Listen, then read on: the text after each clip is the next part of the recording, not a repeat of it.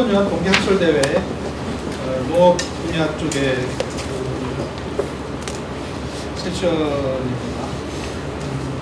오늘 세 가지 주제에 대해서 이제 발표가 될 거고 1시간 반 정도가 주어져 있으니까 아마 제 생각으로는 한 20분 정도씩 발표를 하시고 한 7, 8분 정도 토론을 하시고 한 10분 내에 플로어에서 하실 수 있는 시간이 될 것 같습니다. 시간이 좀 지났기 때문에 바로 시작을 하는데요. 오늘 제가 주제를 보니까 이게 이제 그 루안다가 이제 두 개, 그러니까 논문이 이제 루안다에 대해서 하나는 이제 메콩남 쪽인데요.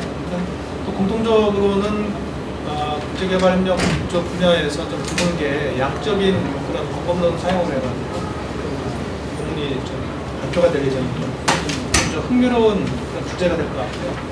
그래서 일단 발표하는 거를 좀 듣고 그 다음에 토론을 듣는 식으로 진행하도록 하겠습니다.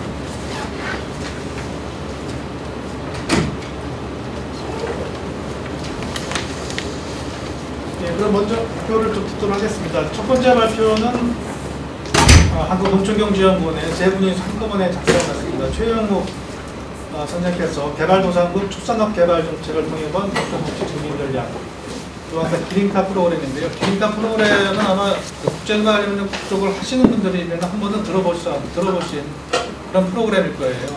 그 루안다가 이제 인종 제노사이드 이후에 바로 농촌 개발을 위해서 가난한 농가에 소 한 마리씩을 나눠주는 그런 프로젝트인데요. 꽤 유명한 프로젝트인데 그것의 효과를 양쪽으로 좀 분석한 그런 논문이 되겠습니다. 한 20분 정도 압축해가지고 발표를 해주세요. 감사합니다.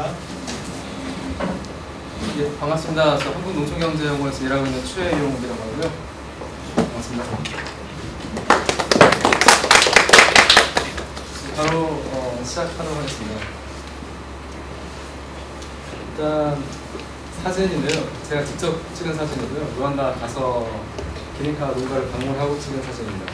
그래서 보시면 소가 있는데 이게 토종은 아니고요. 아마 외래종이랑 잡종이 된 걸로 지금 이해하고 있고요. 그 뒤쪽에 또 한 마리가 있습니다. 닭도 보이고요. 축산에 대해서 연구를 진행했고요. 이게 이제 앙콜레라는 토종인데요. 지금 그 종이 다른 거에 대한 나중에 좀 언급을 좀 할 것 같아서 일단 간단하게 사진을 보여드리겠습니다. 기린카 프로그램을 일단 좀 소개를 드려야 될 것 같고요. 기본적으로 젖소 보급 프로그램이고요. 그 편익을 세 가지 정도로 나눠볼 수가 있는데 분뇨를 활용해서 농산물을 생산을 증대하는 것, 우유를 생산해서 그걸 판매하거나 섭취하는 것, 그리고 젖소를 생산해서 젖소를 낳아서 젖소를 판매하거나 고기로 먹는 그런 세 가지의 편익을 생각해봤고요. 2006년도, 정확하게 2006년도 11월 달에 시작을 한 프로그램입니다. 현재까지 약 20만 마리 정도 젖소가 공급되었고요. 그 전에 이제 간단하게 루안다 현황에 대해서 좀 살펴보고 싶은데 소득 수준이 보시다시피 좀 낮습니다. 이 대상국들이 개발도상국부터 중진국 정도를 포함하는 거기 때문에 아주 낮은 수준이라고 볼 수가 있고요. 성장률이 높다는 게 하나의 특징이고요. 그리고 민간 투자가 낮고요. 외국인 직접 투자도 낮고 원조 오전율이 높다는 게 특징 중에 하나라고 할 수가 있습니다. 루안다 축산 현황을 간단하게 좀 설명드려야 될 것 같은데 단축 사육 농가 수가 증가를 하고 있는데 전체 가구에 비해서 비율은 높지는 않고요. 원만하게 증가를 하고 있습니다. 이게 이제 기린카 프로그램에 의해서 조금 그 효과를 살펴볼 수가 있는 그래프라고 할 수가 있는데 다른 축종자에 비해서 소를 보유하고 있는 농가의 비율이 커지고 있습니다. 그러니까 그 다음 슬라이드를 보시면 소 소 사육 농가 수는 사육 부수는 일정한 비율을 유지하고 있는데 소 사육 농가 비율이 급격하게 증가하고 있죠. 그래서 소를 사육하는 농가들이 많아지고 있다는 걸 보여주고 있습니다. 그리고 그 전에 이제 사육 두수가 일정하기 위해서 원유 생산량이 좀 급격하게 증가하고 있죠.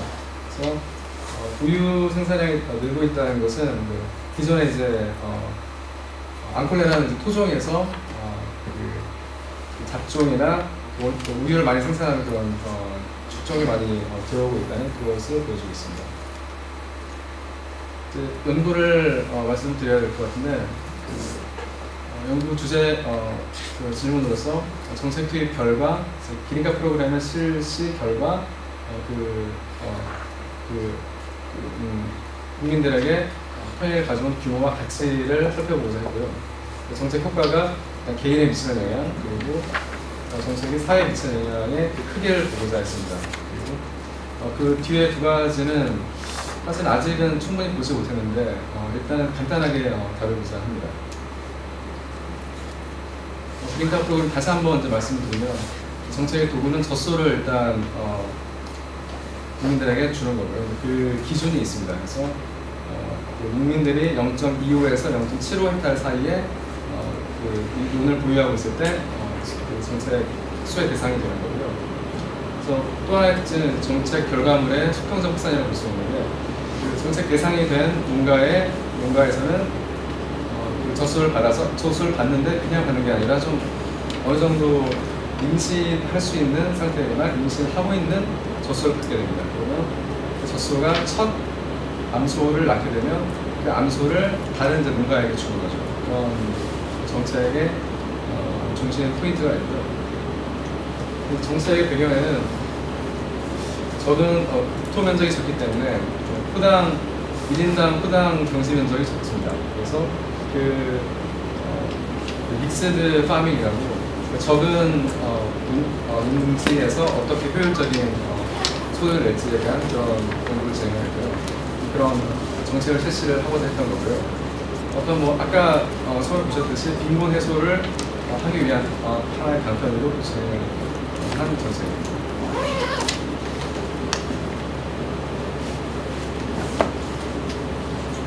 연구의 주요 과정이 다음과 같은데요. 공지 면적이 적기 때문에 대규모 사육이 어렵다는 가정을 했고요. 젖소는 한 마리당 매년 한 마리 정도의 송아지를 출산한다는 것, 그리고 젖소 분뇨를 활용한 유기비료를 사용해서 약 2배 혹은 1.5배 정도의 농산물을 더 생산할 수 있다는 가정을 했고요. 지역과 물가의 차이가 적다는 가정을 했는데 제가 이론적으로 다른 이제 연구 결과들을 사용하기가 쉽지는 않았습니다. 자료가 많지 않기 때문에 이런 일단 연구의 편의를 위해서 일단 가정을 했고요. 그리고 다른 또 한 연구의 경우에는 축산 활동 및 분뇨를 투입하기 위한 노동력에 대한 가치를 또 계산을 해서 그 노동 가치로 인한 비용을 계산한 연구가 있는데 거기에 대한 건 충분히 고려를 하지 않았습니다. 이들이 산업 기반이 충분하지 않은 루안다에서 이들의 노동이 유휴 노동으로서 가정을 했고요. 그래서 현재 단기적으로는 이들의 노동 투입이 한계 편익을 노동 투입이 비용이 0에 수렴한다는 그런 가정을 진행했습니다. 축산 누적 편익을 수치화한 건데요. 지금 보여드린 논문과는 좀 다른데 좀 수치가 좀 오류가 있어가지고 좀 수정을 했고요. 이걸 보시면은 아실 수 있을 것 같습니다. 그래서 누적 편익이고요. 1년 차에는 젖소가 가격이 A고요. B는 우유 판매 소득인데 2년 차에는 그 우유 판매 소득만 가정을 했는데요.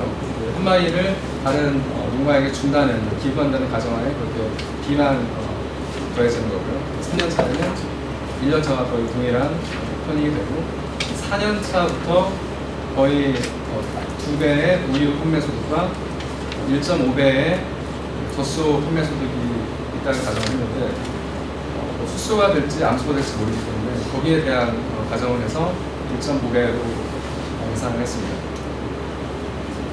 이거는 작물 생산 통한 판매 혹은 뭐 섭취 증가분에 대한 누적 편익을 한 건데요.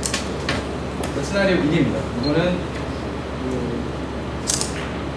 작물 생산을 위한 분뇨를 쓸 때 분뇨가 충분한 효과를 거두지 못하고 절반 정도의 효과를 거두었다는 그런 가정을 한 거고요.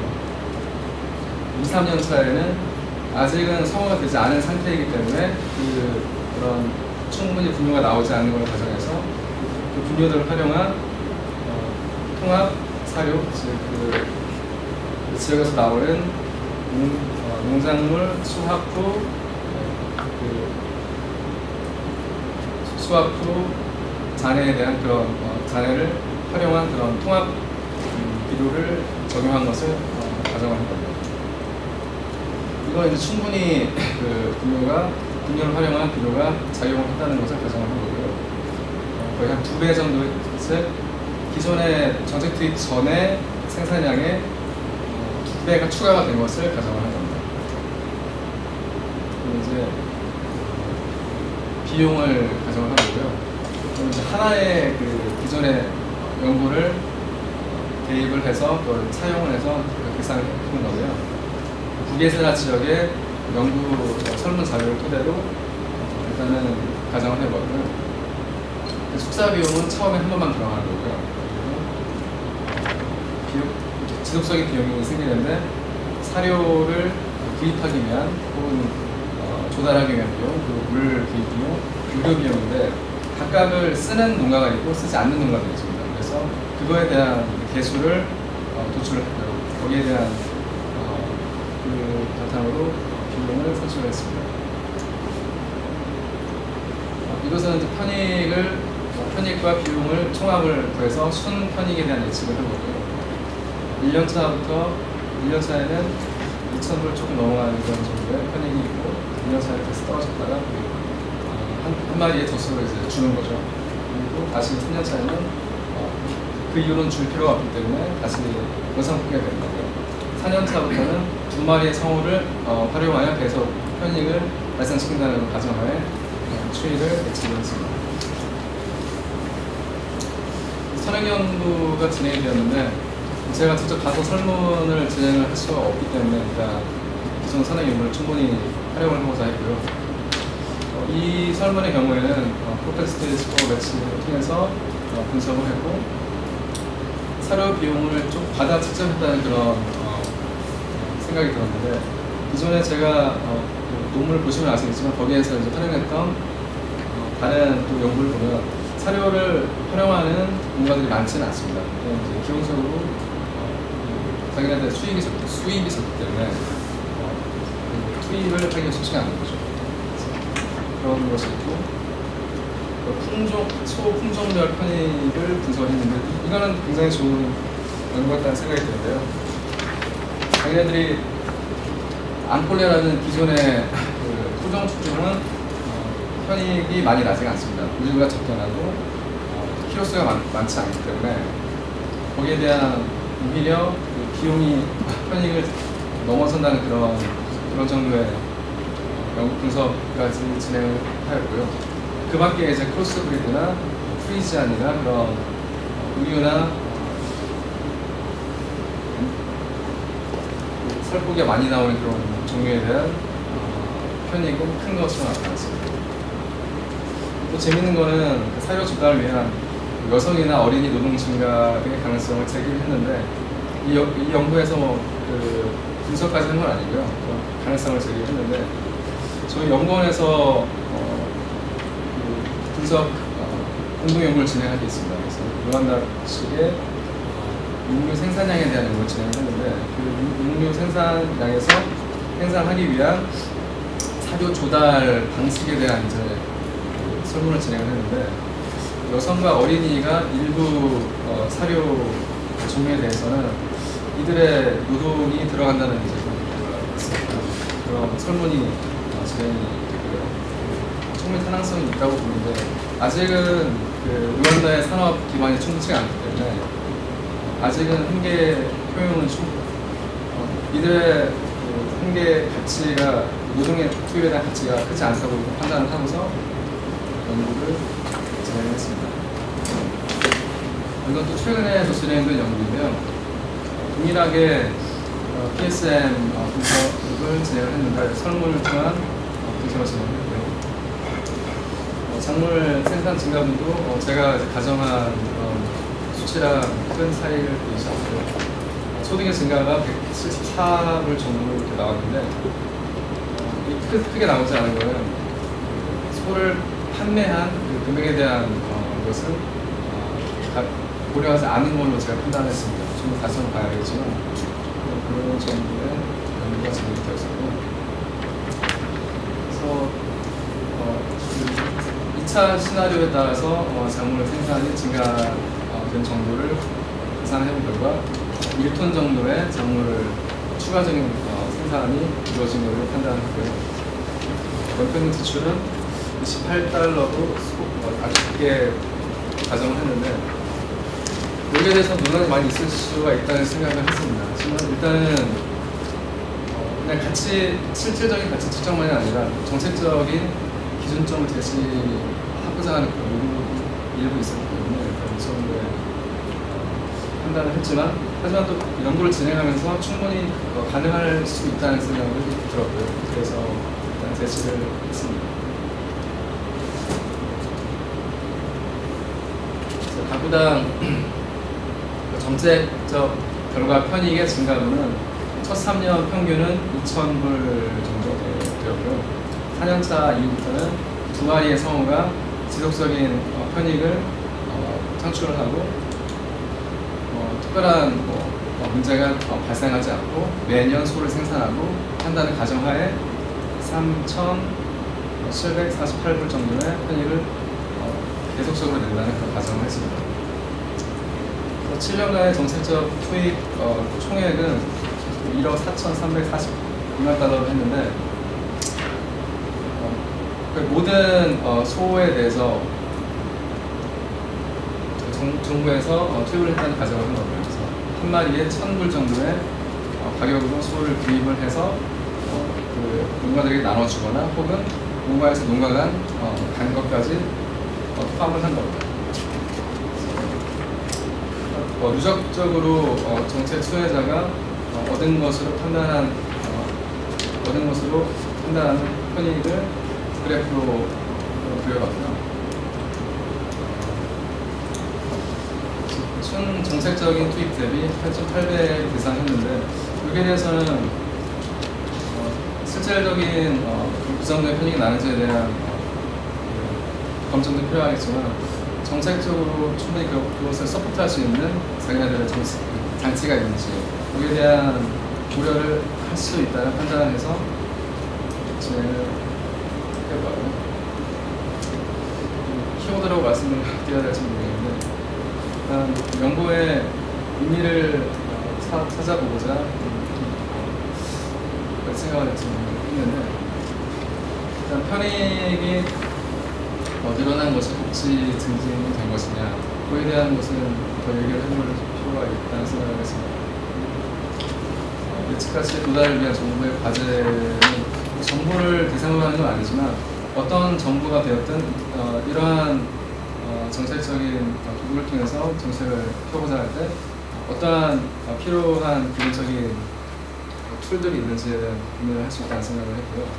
국민 교육이라든지 연관 정책, 예를 들어서 사료를 조달하기 위해서 정부에서 역할을 할 수가 있을 텐데, 비용을 최소화하면서 가장 많은 비용이 발생할 가능성이 높은 것으로 여겨지는 사료 조달에 대한 정책적인 툴을 공급을 할 수 있고 지원해 줄 수 있다는 고려를 해볼 수가 있을 것 같습니다. 축산물의 공급과 수요에 대한 고려를 또 해볼 수가 있는데, 르완다에서는 우리나라랑 다르게 소를 제일 많이 먹고요. 소비량도 제일 많고 공급량도 제일 많고요. 하지만 이걸 통해서 큰 수요의 변동이 공급의 수요가 변동이 없었다는 것은 그만큼 많이 수요가 있고 판매가 되고 소비가 되기 때문에 그렇게 소의 포퓰레이션이 지속이 되었던 거고요. 그렇게 예상을 했습니다. 이 정책과 함께 충분한 정책적인 또 서포트가 이루어지는데 교육이 이루어지고요. 그 밖에 기타 익스텐션 서비스가 이루어지지만 거기에 대한 연구는 진행 중에 있는 상태이고요. 이러한 정책을 통해서 생산성이 향상되는 대신 아까 제기되었던 것과 같이 그 아동 노동력, 그리고 교육이 저감될 수 있다는 그런 가능성은 제기될 수가 있습니다. 작물 생산성 향상 관련해서도 여기서는 이제 분류만 투입이 되었지만 거기에 대한 이제 기타 추가 교육을 통해서 그 분류를 어떻게 최적화시킬지에 대한 고민은 같이 배워야 될 필요가 있고요. 기후 감소를 위한 정책적인 지원도 같이 고려할 필요가 있다는 생각을 했습니다. 모델이라고까지 할 수 있을지는 모르겠는데 이런 소식을 통해서 많은 도출점을 낼 수가 있다 판단을 했고요. 그래서 정부에서도 그러한 충분한 수익성, 효율성, 그리고 편익의 증가를 위한 충분한 정책적 고려를 그리고 효과성에 대한 고려를 할 수가 있다는 생각을 했고요. 마지막으로 농업으로 인한 편익의 증가에 있어 외부 요인이 많다는 것을 좀 고려를 해야 될 것 같습니다. 역병이라든지 기후라든지 뭐 그런 외부 요인이 있는 반면에 조정 가능한 내부 요인이 분명히 여러 가지가 있는데 거기에 대한 고려는 이러한 편익을 높이기 위한 그런 여러 가지 변수들이 있는데 거기에 대한 변수들의 효과성을 다시 한번 더 고찰해보고 거기에 대한 정부의 대책 마련을 통해서 조정 가능한 내부 요인을 충분히 효과적으로 보완할 수 있다는 생각을 했고요. 아직 루안다 빈곤 현황과 이 프로그램 안에 단계에 대해서는 아직 보지를 못했습니다. 이에 대해서 나중에 좀 더 추가적으로 진행을 할 계획이고요. 성공한 프로그램이라는 생각을 했습니다. 왜냐하면 이제 농가에 방문을 해서 이제 성공한 그 농가를 보여주는 거라는 생각이 들고요. 이 판매한 돈으로 땅을 사가지고 또 사업 확장을 하더라고요. 그러면 예를 들어서 2마리의 성우만이 아니라 뭐 3마리, 4마리 더 확장할 가능성도 분명히 존재하긴 하지만 루안다가 작은 나라이고 그 인구는 계속 증가하고 있습니다. 증가 속도가 낮지가 않기 때문에 그런 상황에서 1인당 경작 면적을 쉽게 늘리기는 쉽지 않을 것 같고요. 그런 상황에서 충분히 이러한 작은 면적이 유지되면서 2마리 또는 3마리 정도의 소를 유지할 가능성은 높다고 판단했습니다. 다른 국가의 적용 가능성은 잘 모르겠습니다. 루안다의 특수성이 워낙 있기 때문에 거기에 대한 것을 감안하고서 각각의 요인에 대한 분석이 충분히 이루어지고서 정책 개발을 한다면 적용 가능성이 충분할 거라는 판단을 했습니다. 이상으로 발표하겠습니다. 예, 수고하셨습니다. 네, 루안다에서 지금 하고 있는 현재 진행되고 있는 기린카 프로그램의 그 편입 부분에 초점을 좀 많이 맞춘 그런 글이 되겠습니다. 네. 토론은 이제 다 발표 끝난 다음에 하는 걸로 하도록 하겠습니다. 다음에는 서울대학교 국제농업기술대학원의 고석현 김태형 교수님 팀이 작성한 맥건강유역국가의 영양실조와 식량원조 및 자연재해. 그러니까 이제 대통강 지역에서 수시로 발생하는 자연재해와 그 지역 주민의 어떤 그 식량 부족으로 인한 영양실조 이런 것들의 그 상호 관계 이런 것들을 이것도 양쪽으로 분석을 한 논문이 되겠습니다. 네, 한 20분 정도 되겠습니다. 네, 안녕하십니까. 저는 메콩 유역 국가의 영양실조와 식량 원조 및 자연재해에 대해 발표를 하게 된 서울대학교 국제농업기술대학원 학과정 김석현입니다. 첫 발표라서 조금 떨리고 많이 부족한데 많은 제도 공달 부탁드리겠습니다. 네. 그 자료집에 있는 페이퍼는 앞에 목차와 같이 작성이 됐는데요. 발표를 위한 프레젠테이션에서는 조금 주요 부분만 요약해서 순서가 좀 바뀌어 있습니다. 네. 먼저 메콩강과 메콩 지역에 대한 소개를 먼저 드리겠습니다. 메콩강은 중국 티베트에서 발원해서 중국의 2개 성과 동남아시아 5개 국가를 거쳐 흐르는 동남아시아 최대의 강이고 동남아시아 젖줄이라고 불리는 아주 큰 강이고요. 길이가 4,020제곱킬로미터, 그리고 유역 면적만 80만 제곱킬로미터에 이릅니다. 그리고 제가 그 페이퍼에는 30억이라고 좀 잘못 표기를 해놨는데 3억 2,600만 인구가 강 연안에 살고 있습니다. 다음 보시는 사진은 이제 메콩강 유역에서 농업과 어업을 주업으로 해가지고 생계를 꾸려나가는 농민들의 모습입니다. 지금 라오스하고 태국 이제 주민들의 사진이고요. 네, 메콩강 중 여기는 베트남 지역의 강인데 자연재해로 인해 가지고 특히 홍수랑 가뭄의 차가 굉장히 크게 발생을 해가지고 강물은 줄고 바닷물이 유입해가지고 기후 변화로 인해 문제가 계속 발생을 하고 있습니다. 그 메콩강 지역에 이렇게 자연재해 문제가 계속 확산이 된다면은 100년 후에는 메콩 델타의 19%에 달하는 부분이 이제 침수될 것이다, 이렇게 베트남 정부가 예측을 하고 있고요. 그 중에서도 가장 큰 문제가 지금 이 지역이 메콩 지역에서도 곡창지대라는 점입니다. 그래가지고 쌀농사로 생활을 영위하는 이제 농부들 같은 경우에는 이제 농토의 염분화로 인해서 더 이상 농사를 지을 수 없게 되는, 농업을 포기해야 되는 그런 상황이 되는 건데, 사실 앞에서 보여드린 내용이 먼 훗날에 좀 100년 후의 얘기입니다만은 이거는 이제 지난 10년간 메콩 지역에서 그 가뭄이랑 홍수 같은 자연재해로 인한 피해를 이제 지도에다가 그려놓은 건데, 보시면은 이게 저메노치 연구소에서 발표한 글로벌 클라이밋 리스크 인덱스인데요. 10년 동안 여기 빨간색으로 표시된 부분이 이제 바로 동남아 지역이 굉장히 진한 빨간색으로 표시되어 있는데, 이 중에서 메콩 지역이 그 가장 이 랭킹이 1위일수록 작을수록 더 위험한 지역이다, 리스크가 취약한 지역이다, 이렇게 표시가 되는 건데 가장 진한 빨간색으로 표시되어 있는 것을 보실 수가 있습니다.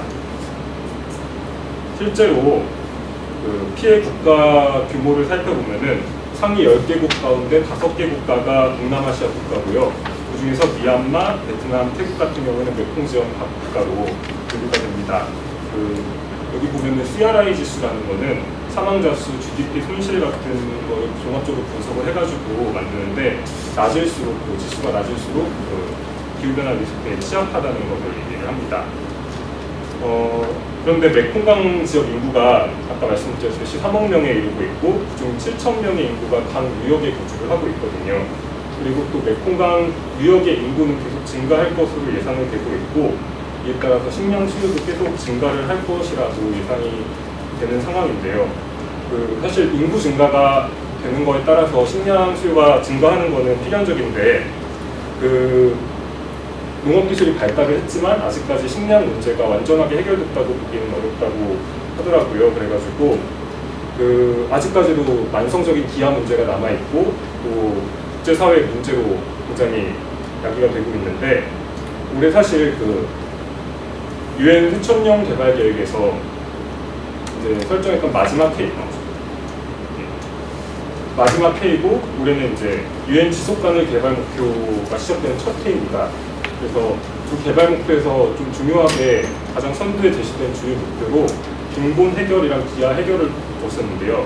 지금 여기 같은 경우는 밀레니엄 새천년 개발 목표에서 이제 첫 번째 목표로 극심한 빈곤과 굶주림을 함께 다뤘던 것과 다르게 지속 가능 개발 목표에서는 두 번째 목표로 기아 조결, 그리고 식량 안보 및 영양 개선, 지속 가능한 농업 추진, 이렇게 조금 나눠서 설정을 해놨습니다.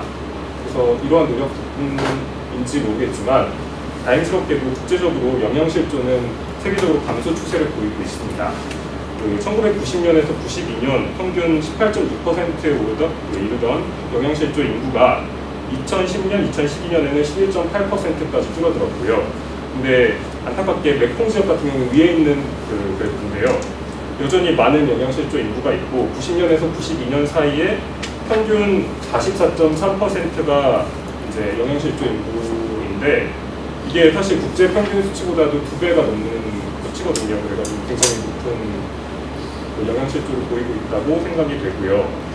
2010년, 2012년 이제 보시면은 많이 줄어들기는 했습니다만은 아직까지 16.3%가 국제 평균보다도 높은 수치를 보이고 있습니다. 그래서 선행연구에서는 이러한 영양실조 국가에 대해서 식량 원조를 하는 것이 좀 직접적인 지원 수단이다. 그리고 또 다른 연구에서는 식량 원조가 국내 총생산에 영향을 미치고 이제 아동의 키 성장 등에 부정적 영향을 미치고 이제 식량 원조가 개발도상국 영양실조 감소에 긍정적이지만 장기적으로 영향을 미친다고 이렇게 분석을 했던 게 있어가지고 저도 경제 원조가 이제 식량 원조가 어떻게 이제 메콩 지역에 영향을 미치는지 조금 분석을 해보고자 했고요. 우선 경제 원조 같은 경우에는 식량 원조랑 좀 다르게 정치적 이해관계가 많이 얽혀져 있는데 식량 원조는 인도적인 차원에 의해서 배려가 우선시되는 게 많다고 합니다.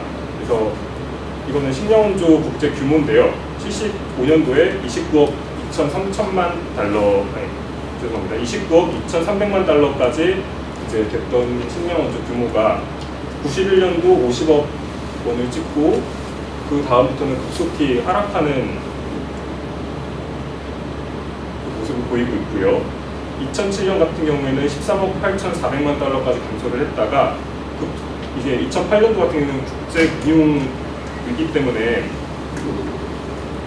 2008년도, 2009년도에는 잠깐 상승했고 또 2013년도 다시 또 이제 감소하는 모습을 보이고 있고요. 그리고 또 공적 개발 원조에서 식량 원조가 차지하는 비중 자체도 낮아지고 있는데 75년도에는 18.59%였는데 현재 2013년도 기준으로 0.78% 정도를 차지하고 있다 이렇게 해가지고 식량 원조 부분에 대한 중요성이 좀 더 낮아지고 있다는 것을 좀 볼 수 있습니다. 그리고 메콩 유역 국가 같은 경우에는 여기에는 나와 있지 않지만 식량 원조가 국가별로 좀 많이 차이를 보이는데요. 라오스하고 캄보디아 같은 경우는 식량 원조 규모가 증가했는데 태국과 베트남 같은 경우에는 감소하는 추세를 보였고요. 미얀마는 자료가 없어가지고 분석할 수가 없었습니다. 그래서 저는 먼저 메콩 국가가 실제로 이제 메콩 지역에서 식량 원조가 어떻게 작용하는지 좀 알아보기 위해서 재발생과 식량 원조, 그리고 영양실조와 식량 원조의 상관성을 좀 분석을 해봤는데요. 먼저 91년부터 2014년까지 메콩강 국가의 식량 원조 금액이랑 자연 재발생 횟수, 그리고 식량 원조 금액이랑 재피해 금액의 상관성을 좀 분석해봤는데요. 그 결과 재발생 빈도하고 식량 원조 금액은 약한 상관관계를 보이고, 그리고 재피해 금액과 식량 원조 금액도 약한 음의 상관관계를 보여가지고 재발생에 따른 식량 원조가 크게 작용이 못했다. 분석에서 숫자가 생각을 합니다. 그리고 또 다음으로는 영양실조와 관련해가지고 식량 원조가 메콩 지역에서는 어떻게 영양실조에 영향을 주었나 그렇게 분석을 해봤는데 실제로 2013년도 라오스가 22%의 영양 부족을 겪고 있고 캄보디아도 15%, 태국도 6%, 미얀마도 17%의 국민이 영양실조를 겪고 있거든요. 그리고 그런 부분에 대해서 저는 메콩 지역의 식량 원조가 영양실조 해소에 도움이 될 수 있지 않을까라고 생각을 했었는데 보시는 그래프대로 이제 약한 음의 상관관계를 보이고 이제 사실상 크게 영향을 미치지 못했다 생각이 듭니다. 이제 본격적으로 저는 이제 메콩 지역 영양실조에 영양실조 해소에 영향을 미친 요인에 대해서 조금 분석을 해볼 건데요. 종속 변수로는 영양실조 인구하고 영양실조 인구 비율을 이렇게 두 가지를 설정을 했는데 이게 영양실조에 걸린 사람들 비중 같은 경우에는 사실 국가별로 크게 차이가 없어가지고 좀 효과를 보기 위해 가지고 두 가지로 변수를 해서 두 번 분석을 진행을 했고요. 독립 변수는 식량 원조와 관련된 변수, 그리고 국내 식량 생산과 관련된 변수, 그리고 개인 소득 및 경제 상황에 대한 변수, 그리고 재해 관련 변수를 나누어가지고 분석을 해보았습니다. 먼저 식량 원조 같은 경우에는 현물 원조하고 현금 원조, 그러니까 식량 원조다 보니까 쌀이나 직접 음식을 제공하는 경우가 있는데 이런 것도 다 현금화 금액으로 분석을 했고요. 그리고 국내 식량 생산과 관련해서는 식량 가격 지수하고 식량 생산 지수를 이제 변수를 사용했습니다. 그리고 개인 소득이랑 경제 상황과 관련된 변수로는 인플레이션, 기대 수명, 그리고 GDP 무역 비중, 그리고 실직자 비중, GDP, CO2 배출량 등을 구성했고요. 마지막으로 재해 관련 변수 같은 경우에는 연간 국가별 재해 발생 횟수하고 그리고 재해 피해 금액을 가지고 있습니다. 저는 1991년부터 2013년까지 캄보디아, 라오스, 태국, 베트남 4개 국가에 대해서 패널 자료를 바탕으로 각 국가별 이제 영양실조 국민수 및 영양실조 인구 비율을 분석 변수를 해가지고 패널 분석을 진행을 했고요. 각 연도별 특성을 반영하기 위해 가지고 랜덤 이펙트로 연도를 결정을 했고 국가를 픽스드 이펙트로 설정을 했습니다. 그리고 독립 변수는 앞에 설명드린 것 같고 지금 FAID가 푸드 에이드인데 이거는 원조 제공이랑 동시에 이제 영양실조에 영향을 미치지 못할 거라고 생각해가지고 네기브 이펙트 시차 효과를 1년을 결정했습니다.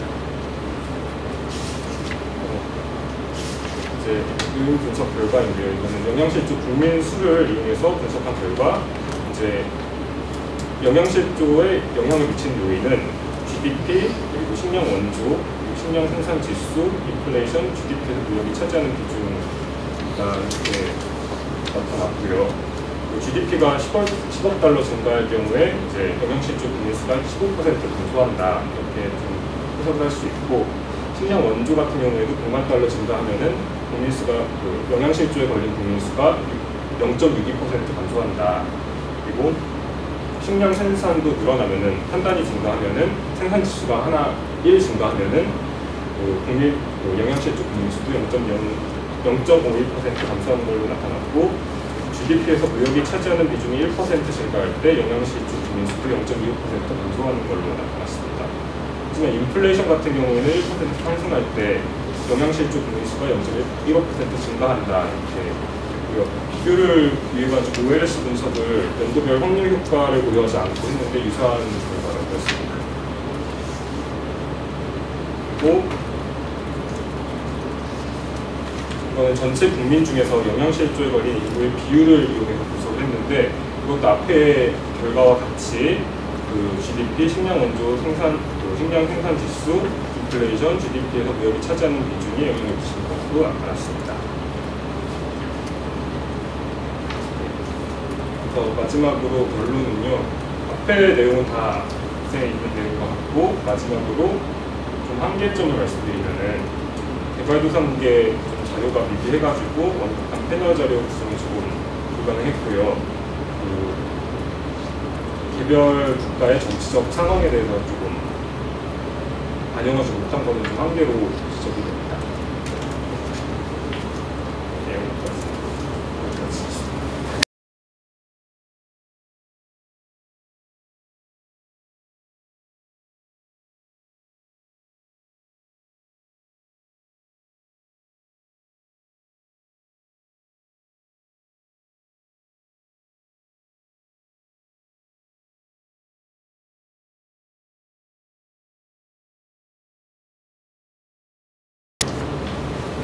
서울대 국제농업기술대학원의 조선미 선생님이 이것도 역시 루안다네요. 루안다 빈곤 상황에 영향을 미치는 요인들 그런 내용으로 접근하시는데 영어로 하시나요? 아니, 한국말로.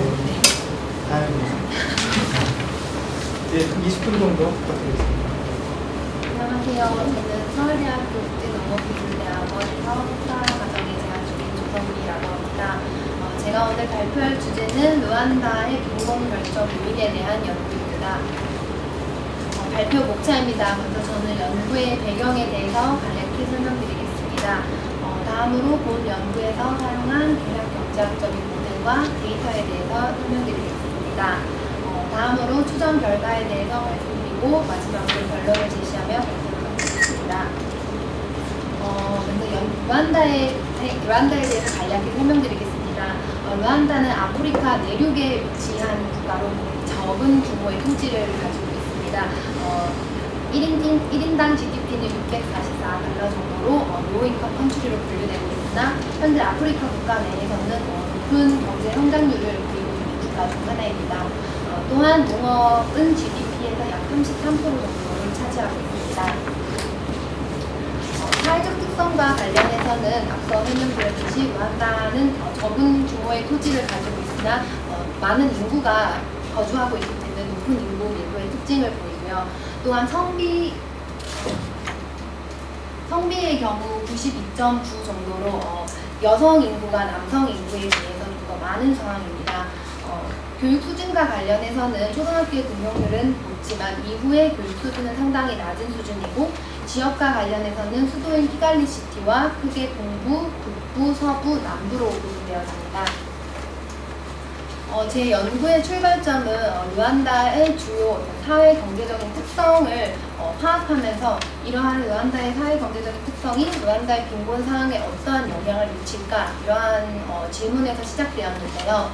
앞서 설명드렸듯이 루안다에서 현재 지속적으로 인구가 계속 증가하고 있어서 높은 인구 밀도를 가진 상황입니다.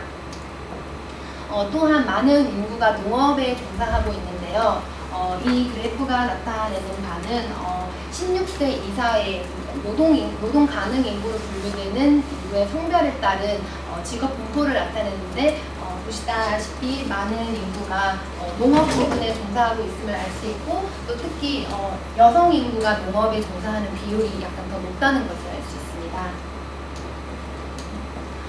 또한 루안다는 적은 규모의 토지와 더불어 굉장히 토지의 크기가 분절화되어 있는데요. 특히 가구당 평균 경자 크기가 굉장히 작은 상황입니다. 루안다 통계청에 따르면 루안다 가구가 지속 가능한 농업을 유지하기 위해서는 평균 가구당 필요한 가구의 크기를 0.9헥타르로 규정하고 있으나 보시다시피 대부분의 지역에서 평균 가구당 토지의 면적이 0.9헥타르 미만인 상황을 보이고 있습니다. 이러한 루안다의 사회경제적 특성에 기반하여서 저는 이러한 요소들이 루안다의 빈곤 상황에 어떠한 영향을 미치는지 파악하기 위한 그런 것에서 제 연구가 시작되었고 이를 통해서 그 가구주의 특성이 그 가구주의 빈곤 상태에 어떠한 영향을 미치는지 그 크기를 파악하고 이를 통해서 루안다의 빈곤 감소를 위한 어떤 시사점을 얻는 데 목적이 있습니다. 데이터로는 2010년과 2011년에 어떤 루안다의 총 가구주의 빈곤 상태를 반영한 어떤 총 가구주 서베이 데이터를 사용하였고 계량 경제학적인 모델로는 순위 프로빈 모델을 사용하였습니다. 선행 연구와 차별해서 본 연구의 차이점은 루안다의 어떤 빈곤 결정 요인을 분석하기 위하여 루안다 내에서의 지역 특성, 가구주 내 연령 구조, 그리고 토지와 관련된 활동을 총 가구의 소비액에 반영하여 분석하였다는 점이 있습니다. 허슨과 컨델커에 따르면 어떤 그 빈곤의 결정 요인을 분석하기 위해서 다음과 같은 프레임워크를 제시하고 있는데요. 이들의 주장에 따르면 각 가구의 빈곤에 영향을 미치는 요인으로는 크게 지역적인 특성, 마을 사회적인 특성, 가구주의 특성, 그리고 개인별 특성으로 분류되고 각 특성에 해당하는 요소들은 다음과 같습니다. 이러한 상황에 입각하여서 제 논문에서 사용한 계량 경제학적인 모델에 대해서 설명하겠습니다. 저는 그 루안다의 빈곤 상태, 각 가구주의 빈곤 상태의 척도로 각 가구의 소비 금액을 반영하였는데요. 그래서 소비 이론에 대해서 간략히 설명드리겠습니다. 케인시안 소비 이론에 따르면 소비는 기본적으로 소득에 의해서 결정되고 이후 영구 소득 가설에 의하면 소비는 기본적으로 영구 소득과 함께 현재의 소득은 영구적인 소득과 일시적인 소득의 합과 같다고 이렇게 추정이 되고 소비 함수는 다음과 같이 정리될 수 있습니다. 또한 본 연구에서는 계량 경제학적인 방법으로 순위 프로빈 모델을 사용하였는데 순위 프로빈 모델은 기본적으로 종속 변수가 서열 변수인 경우 특히 2개 이상의 서열 변수인 경우에 사용되는 프로빈 모델의 일부이고 최후 추정법에 의해서 추정됩니다. 이 모델을 사용할 경우에 추정되는 파라미터와 마지노 이펙트에 대한 해석은 다음과 같이 되는데요. 기본적으로 파라미터 같은 경우에는 y 변수가 종속 변수가 독립 변수가 증가함에 따라서 증가하는지 감소하는지를 나타내주고 한계 효과는 그 독립 변수의 한 단위 증가가 그 y 변수에서의 그 특정 값을 택할 확률이 얼마만큼 증가하는지 그 크기를 나타내줍니다. 다음으로는 본 연구에서 활용한 데이터에 대해서 설명드리도록 하겠습니다. 본 연구에서는 르완다 가구주의 2010년과 2011년에 조사된 각 가구주의 빈곤 상태와 빈곤 양상을 반영하고 있는 데이터를 활용하였고, 본 데이터는 14,308개의 가구주의 샘플 서베이 데이터입니다. 또한 이 데이터는 기본적으로 교육, 건강, 사회 경제적인 특성, 르완다 각 가구주의 사회 경제적 특성을 갖고 있습니다. 본 연구에서는 종속 변수로 각 가구주의 빈곤 상태를 척도로 사용하였는데, 그 빈곤 상태를 사용하기 위한 측정하기 위한 지표로 각 가구주의 총 소비 금액을 계산하였습니다. 이 각 가구주의 금액의 소비에 따라서 그 르완다에서 설정한 빈곤선에 따라서 그 가구주의 빈곤 상태는 다음과 같이 3개의 그룹으로 분리가 되는데요.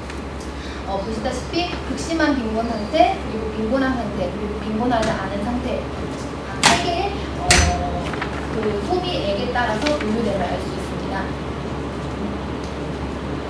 그 앞에서 설명드린 그 각 가구주의 총 소비 금액은 다음과 같은 교육에 사용된 비용, 건강에 사용된 비용, 식료, 음식 또는 비음식, 그리고 기타에 사용된 금액을 총 취합하여서 르완다에서 설정한 빈곤선에 따라서 본 연구의 종속 변수를 사용하였습니다.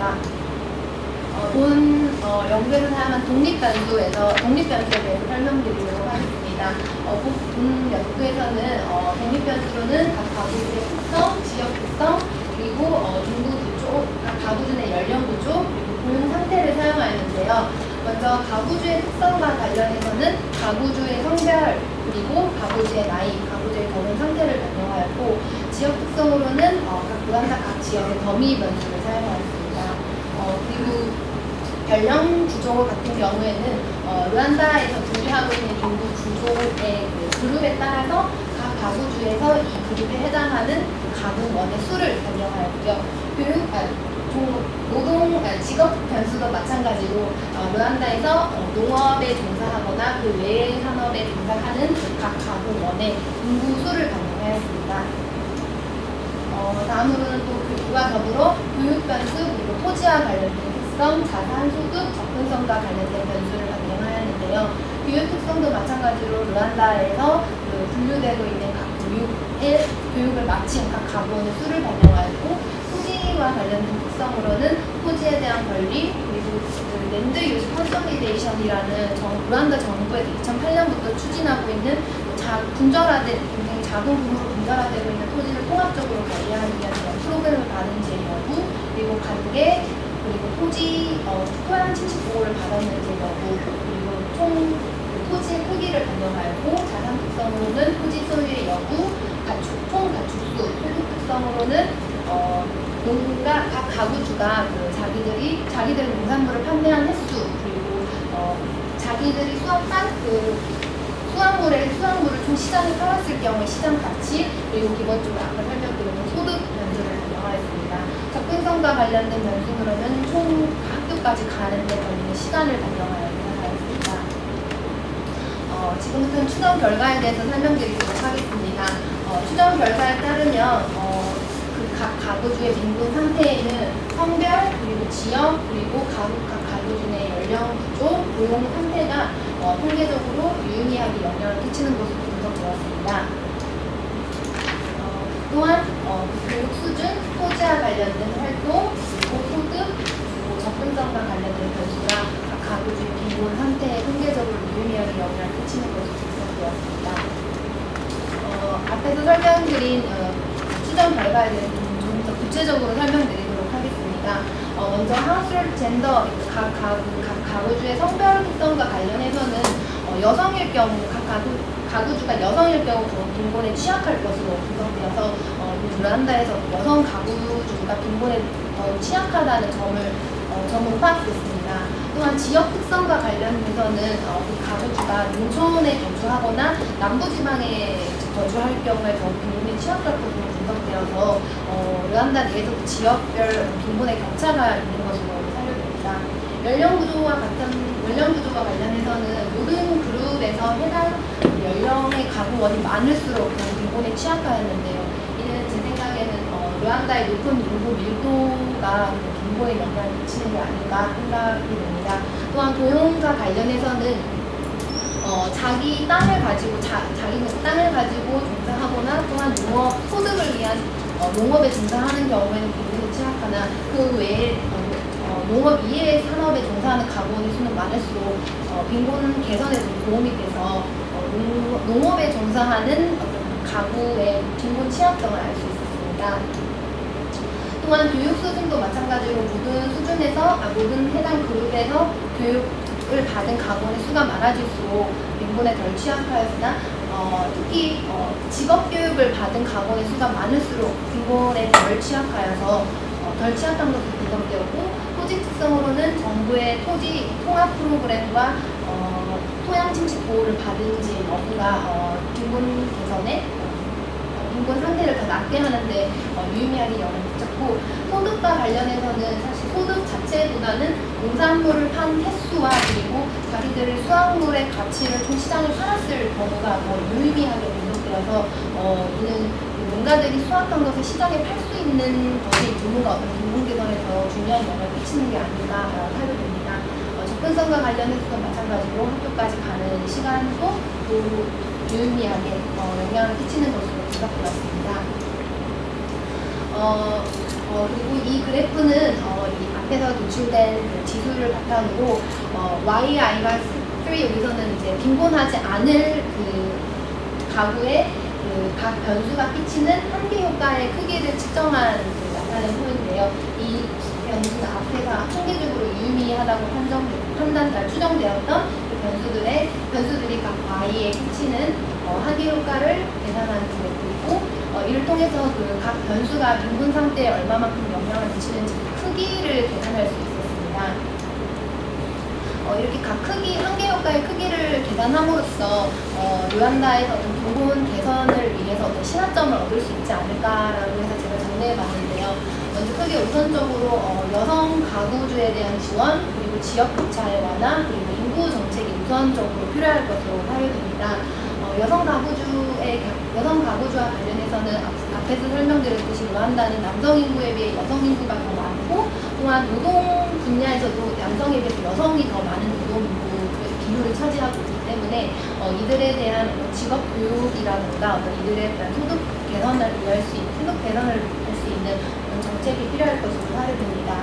또한 앞에서 설명드렸듯이 농촌 지역에 거주하거나 남부 지역에 거주하는 가구일수록 더 빈곤에 취약하여 지역 격차를 완화할 수 있는 정책이 필요할 것으로 사료되는데요.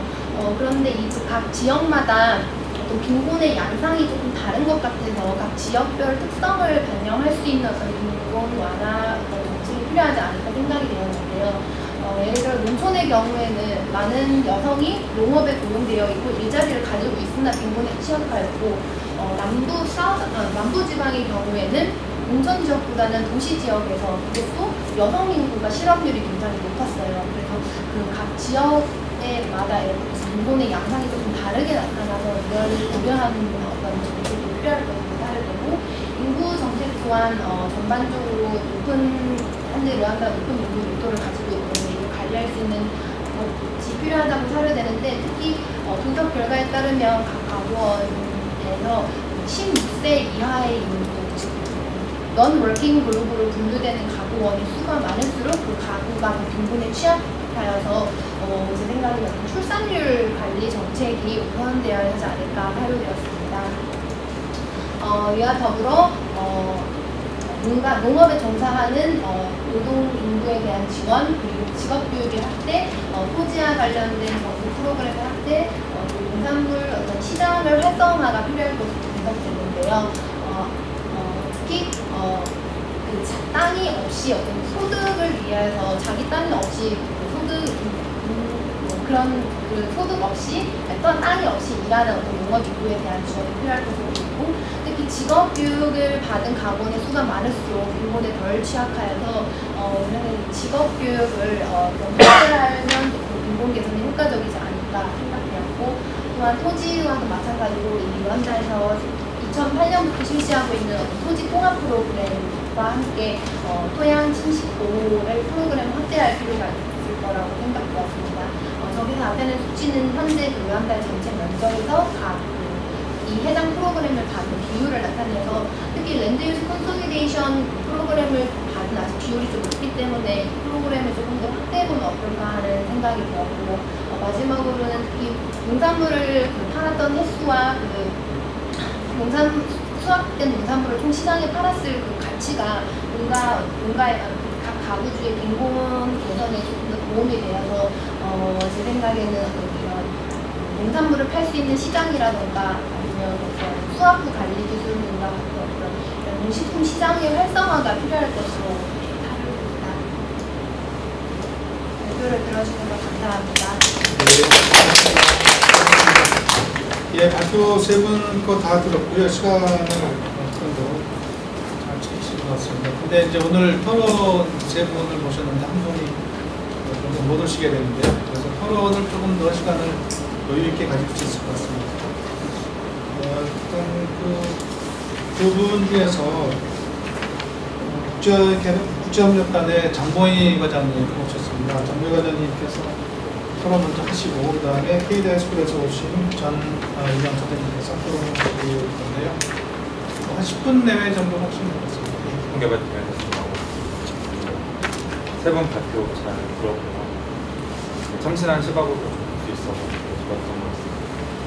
간단하게 이제 약간 아쉬운 점 위주로 말씀드리겠습니다. 먼저 이제 첫 번째 기르카 프로그램 같은 경우에 사실 루안다에서 보시면 루안다에서 기르카 프로그램을 실시하게 된 배경이 일종의 소득 재분배 정책적인 성격이 상당히 많이 있거든요. 이제 내전할 때 많이 알려진 얘기긴 한데, 루안다 속담 중에 후투족이 소 10마리 가지면 투치족이 된다는 얘기가 있다고 하더라고요. 근데 종족이 다를 경우에 소 10마리 둔다고 다른 종족이 되는 건 아니잖아요. 결국은 이제 루안다 내전 자체가 계급 갈등적인 요소가 굉장히 많아서, 쉽게 얘기해서 이제 소를 없는 무상 계급이 소 많은 애들을 시기해서 약간 그런 성격이 상당히 강하거든요. 기르카 프로그램 같은 경우에 그것 때문에 아까 이제 통계에서 보시면 루안다 전체의 그 소 두수는 비슷한데, 그거 이제 일정한데 가구가 늘어나는 거거든요.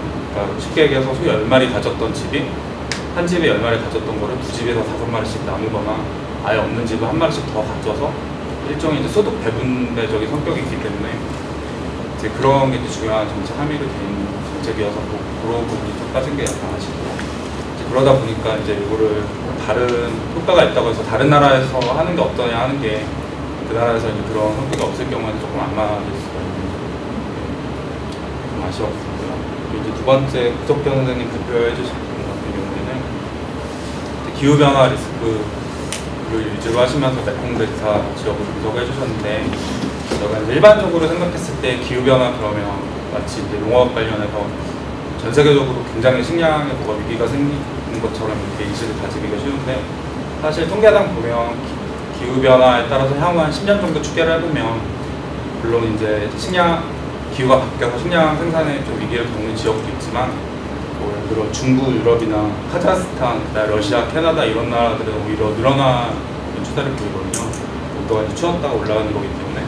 그리고 이제 중국 남부 지역이라든지 그다음에 태평양 지역이나 메콩델타도 약간 조금 더 줄어들 것 같은 한 5% 정도 그런 지역인데, 여기가 MDG 상황에서 보면은 이제 마치 개발할 때 일반적으로 생각하는 밥을 못 먹어서 배고른 아프리카나 이런 이미지를 가진 식량이 절대적으로 모자란 지역은 전 세계적으로 거의 없고요. 지금 이제 아프리카의 뭐 에티오피아라든지 서아프리카 지역 일부 정도이고, 대부분의 지역, 메콩델타 지역을 포함해서 대부분의 지역은 식량 생산 절대량 자체가 부족해서 모자라기보다는 이제 여기 언급해주신 베트남, 필리핀, 뭐 미얀마 여기가 다 쌀이 남는 지역이고요.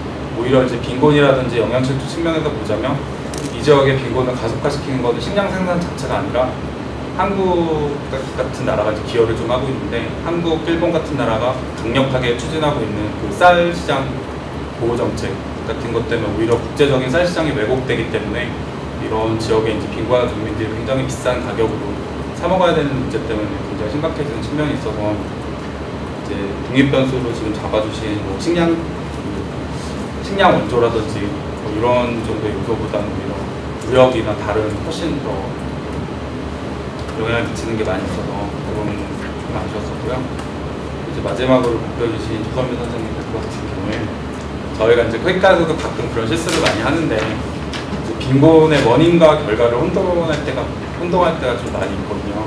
그래서 이제 여러 가지 변수를 많이 분석을 해주셨는데, 이제 예를 들어서 여기 변수로 하나를 지적해 주신 직업 교육을 더 많이 받은 집이 더 잘 산다. 이 얘기는 사실은 이제 내역을 뜯어보면 그 가난하지 않은 집 애가 당연히 그 집 아빠가 돈을 잘 벌면 애들을 학교 잘 보낼 수 있으니까 학교를 많이 가는 거거든요. 그래서 그거를 거꾸로 생각해가지고 애들을 학교 보내면 소득이 더 늘어난다. 이게 이제 원인과 결과 같은 이제 여러 가지 변수를 분석해 주신 데서 이제 그런 식으로 볼 수가 있고요. 그리고 이제 그 르완다에서 아까 처음에 자료 주신데 0.9헥타 정도를 빈곤선으로 지정을 해주셨다고 했는데, 사실 이게 우리나라 예전에 했던 거랑 똑같은 거거든요. 그러니까 우리나라에서 예전에 어떤 얘기가 있었냐면 15마지기 정도 농사하면은 한 5인 가족 정도 먹고 살만하다. 이게 이제 뭐냐면 15마지기가 한 마지기가 한 200평 정도 되니까 그게 평수로 한 3,000평 되고 헥타르로는 1헥타르 조금 안 되는 거니까 똑같은 거예요. 0.9헥타르인데 그게 결국 무슨 얘기냐면 그러니까 1헥타르 정도, 그러니까 이제 100m 정도 그 정도 농토를 가지면 한 5식구가 그냥 대충 뭐 거기서 나는 거 먹고 쓰고 하는데 지장 없다는 이제 그런 얘기가 더 있는데, 이제 르완다 같은 사례 아까 그 경제 지표 같은 거 보실 때 아마 연간 8% 정도로 굉장히 중국스러운 성장률을 제시해 주셨잖아요. 우리나라도 마찬가지지만 농업 부분에서 이제 있다 보면 흔히 하는 실수인데, 인구 밀도가 높고 그다음에 농토가 적고 그러면 당연히 이제 농업 부분에서는 그 노동력을 활용해서 뭐 땅도 넓히고 뭐 이런 정책을 하기가 쉬운데, 사실 그 말씀해주신 그런 특징들은 우리나라와 마찬가지로 제조업을 하기에 굉장히 이상적인 환경이거든요. 그러니까 국가 정책으로 농업을 이제 개발 정책으로 선택했을 경우에는 이제 장기간 좀 벗어나지 못할 확률이 좀 높다고 할 수가 있고, 르완다 같은 경우에도 실제 경제 성장을 주도하고 이끌어 나가는 거는 이제 ICT라든지 그다음에 조그만 경공업 같은 게 이제 들어와서 하고 있는 추세고요. 또 오히려 르완다는 이제 옆에 땅 넓고 농사 잘 되는 나라가 풍부하기 때문에 자기 나라 농토에서 뭐 어떻게 이렇게 한다기보다는 사실 이제 식량 같은 거는 수입해서 먹고, 그다음에 자국 내에는 공장이라든지 뭐 ICT 시설이라든지 이런 걸 유치해가지고 다른 쪽으로 가고 있기 때문에 좀 그런 측면이 좀 다뤄졌으면 좋지 않았을까. 예, 고맙습니다. 네, 저는 그 다음에 피드 스쿨의 전인영 선생님입니다. 저도 아직 공부하고 있는 학생인데, 저는 이제 공부한다는 생각으로 페이퍼를 보았고, 그리고 이제 르완다에서 저는 이제 2년 반 동안 새마을 운동으로 이제 여기에 나왔던 서브서비스 있는 2개 디스트릭트에서 활동한 경험이 있습니다. 그래서 그런 경험들을 바탕으로 페이퍼를 보니까 굉장히 재밌었고, 그것도 저도 많이 도움이 되는 부분이 있었습니다. 저는 그래서 사실 말씀드리고 싶은 부분은 문제점이라기보다 제가 보면서 이거는 뭐지 하고 좀 궁금했던 것들을 위주로 말씀드리고 싶어요. 첫 번째, 태우 연구원님께서 발표해주신 그 기린카 프로젝트는 저희 마을에서도 계속 실시하고 있었던 거여서, 그러니까 수혜자들이 늘 있었거든요. 그래서 쭉 보고 있었던 건데, 그걸 비용 편입 분석으로 이렇게 보셨는데, 근데 그 수혜를 받는 사람들 중에 사실 론으로 받는 사람들이 있어요. 그러니까 젖소를, 그러니까 대출을 받아서 그 금액을 갚아나가는 사람들이 있는데, 그랬을 때는 그런 비용 편입이 바뀔 것 같거든요. 그래서 그런 시나리오 좀 고려는 안 하는지 그것도 궁금했고, 두 번째로는 소들이 이렇게 생각보다 이렇게 우유로 많이 짜내지는 좋겠는데 그리고 이제 나이가 들수록 오히려 생산량도 감소하더라고요. 그래서 그런 부분도 고려를 하셨는지 궁금했고 마지막으로 그 디스카운트 레이트 말씀 안 하셔가지고 얼마 적용하셨는지 궁금했습니다. 그리고 두 번째로는 고석현 선생님 페이퍼를 보면서 저는 조금 재밌었던 거 결과 부분에서 OLS랑 패널이랑 쓰셨는데 결과값이 완전히 똑같았어요. 네. 이제 그럼 사실은 제 생각에는 이 패널 픽스 이펙이나 랜덤 효과보다는 심플 OLS 쓰는 게 더 편할 것 같거든요. 근데 이제 이거를 그럼 왜 이렇게 됐을까 저는 추측하건데 좀 데이터에 문제가 있지 않았을까 이런 생각이 들었고 그리고 그다음에 R-스퀘어가 0.99로 거의 1이랑 가깝거든요. 이 말을 이 변수들이 지금 디펜던트 배력을 다 설명하고 있다는 건데 말씀해 주신 것처럼 고려해 주시지 않은 부분도 그러니까 정치적인 요인이나 이런 부분은 지금 들어가지 않았는데도 불구하고 모든 변수가 다 설명되고 있다는 건 조금 저는 좀 이상해가지고 거기에 대한 의견 들어보고 싶습니다. 그리고 세 번째 거 저는 되게 재밌게 봤는데 왜냐하면 저는 활동을 하면서 무수히 많은 가난한 사람들을 보는데 이 가난함에 대해서 생각을 늘 하는데 도대체 왜 가난할까 그런 거를 생각으로만 하다가 페이퍼를 통해서 이렇게 분석을 해서 이렇게 볼 수도 있구나 이런 걸 느낄 수 있어서 굉장히 인상적이었고 그리고 또 재밌었던 건 정책 제언을 몇 가지 해주셨는데 그 중에 진짜로 실현되는 것들이 있거든요. 그리고 패밀리 플래닝이나 이런 것들은 노안대에서 하고 있어가지고 굉장히 잘 보셨구나 이런 생각이 들었습니다. 그런데 궁금한 거는 토지 소유권 랜드라이트이 사실은 여기서 insignificant하다고 나오는데 그 이유로 어떻게 설명해 주시기를 아마 이제 그 소장농들이 관련 정보가 좀 부족하고 이 경작을 활용하는 능력이 조금 떨어지기 때문에 실제로 이게 이제 빈곤 감소에 반영이 안 됐을 거라는 말씀하셨는데 이제 제가 알기로는 저희가 사업하면서 문제점 중에 하나가 항상 땅 문제가 걸려 있었어요. 왜냐하면 이제 루안다 같은 경우도 자기 땅이라고는 하는데 실제 자기 땅이 아닌 정부에서 장기 계열을 해주는 식으로 땅이 소유자가 불분명한 경우가 많아서 오히려 이 사람이 난 땅을 팔 수도 있고 활용 능력이 높다 하더라도 실제 진짜 이제 뭐 렌트를 해주거나 이럴 수 있는지에 대한 실현 가능성이 조금 있는 것 같아요. 오히려 이런 제도 개혁이 먼저 우선되어야 되지 않을까라는 생각이 들었고 그다음에 보케이셔널 트레이닝에 대해서도 몇 가지 말씀해 주셨는데 그 하이러닝 부분도 되게 시그니피컨트하다고 나왔어요. 근데 이걸 데피니션이 보케이셔널 프로그램만 보셨는데 사실 하이러닝이라고 하면 보케이셔널 스쿨만 있는 게 아니라 그냥 뭐 세컨더리, 어퍼 세컨더리, 컬리지, 그 다음에 뭐 테크니컬 컬리지 다 들어가는 것 같은데 오히려 그런 부분을 조금 나눠가지고 하면 더 러버스트한 볼 수 있을 것 같다는 생각을 했습니다. 네. 제가 보면서 느꼈던 그냥 뭐 의문점이나 궁금했던 것들은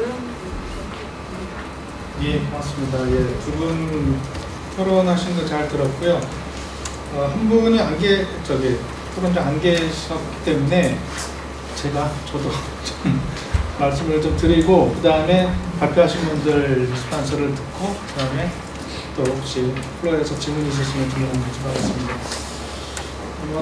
저는 이제 말씀하신 거에서다가 조금 한두 가지만 추가를 하면은 기린카 같은 경우는 사실은 이 기린카 프로그램을 조사하기 위해서 현지 출장을 갔다 온 것이 아니기 때문에 사실은 이제 좀 관념적으로 조사가 된 것, 그 비용 편익을 계산한 것이 아닌가. 그렇게 하다 보니까 이제 여러 가지 가정들이 많이 들어갔죠. 뭐 2분의 1이라든지 뭐 그다음에 6.5가 됐다든지 이런 것들이 사실은 실제 일어나고 있는 일에 대비돼서 현실적인 가정들로 바뀌어줘야 되는데 그렇지 못하고 일정한 가정적인 상태에서 계속 쭉 갔기 때문에 전반적으로 실제 일어나고 있는 일과 과연 그게 매치가 되는지 그런 부분들을 또 많이 지적을 해주신 것 같아요. 그다음에 두 번째 거 관련해 가지고 저는 이제 이게 사실 어떤 그 협력 사업에 대한 보고서를 우리가 지금 이제 발표를 듣고 토론한 것이 아니라 사실 학회에서 이제 발표하는 것은 이게 이제 어떤 학술적인 가치가 있는 그런 논문으로 발전시키기 위한 그런 전 단계라고 봤을 때 이것을 통해서 다른 그러니까 논문들도 마찬가지일 것 같아요. 검증을 하려고 하는 어떤 가설이 있는가, 실제 그 데이터를 수집을 해서 그거를 어떤 그 종속 변수, 독립 변수로 나눠가지고 인과관계를 이제 분석을 했는데 분석하는 목적이 두 가지가 있을 것 같아요. 기존의 어떤 제시되어 있는 이론이라든지 이런 것들로부터의 그 가설이 있는데 그 가설이 맞는지 틀리는지를 검증을 하는 그런 그 분석이 있을 수 있고 또 하나는 이제 기존의 가설이 이제 없는 그런 상태에서 새로 이제 조사를 해가지고 내가 가설을 만들어내는 거지.